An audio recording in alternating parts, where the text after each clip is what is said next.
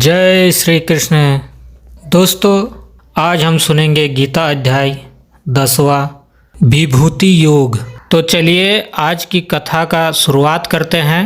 श्री कृष्ण अर्जुन से कहते हैं, हे अर्जुन, अब मैं तुम्हें अपना ऐसा ज्ञान सुनाता हूँ जिसे ज्ञान लेने के बाद कुछ भी जानना शेष नहीं रहता।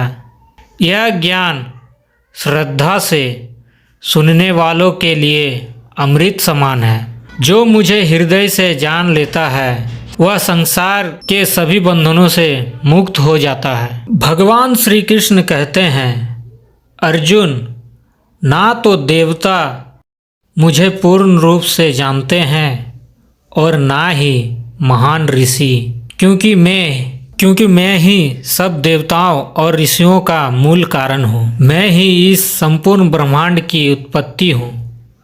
मुझसे ही यह संसार चलता है और अंत में मुझ में ही विलीन हो जाता है। जो मनुष्य मुझे सर्वशक्तिमान और अजन्मा जानता है वह पापों से मुक्त हो जाता है। जो भक्त मुझे प्रेम से स्मरण करता है, जो मेरा गुणगान करते हैं, उनका हृदय सदा मुझसे स्थिर रहता है।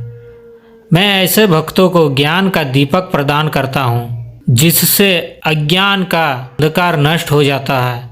मैं स्वयं उनके हृदय में निवास करता हूँ। अर्जुन, अब मेरी कुछ दिव्य विभूतियाँ सुनो।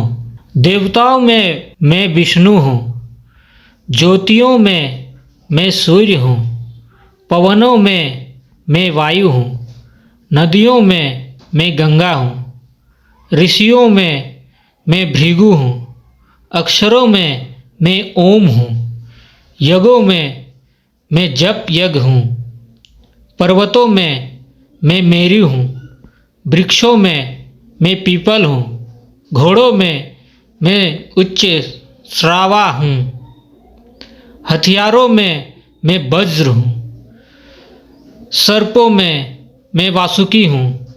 जो भी सुंदर है, जो भी तेजस्वी है, जो भी शक्तिशाली है, समझ लो वह मेरी ही विभूति है। अर्जुन, इस संपूर्ण संसार को जानने की आवश्यकता नहीं है। मेरे केवल एक अंश से ही यह पूरा ब्रह्मांड टिका हुआ है।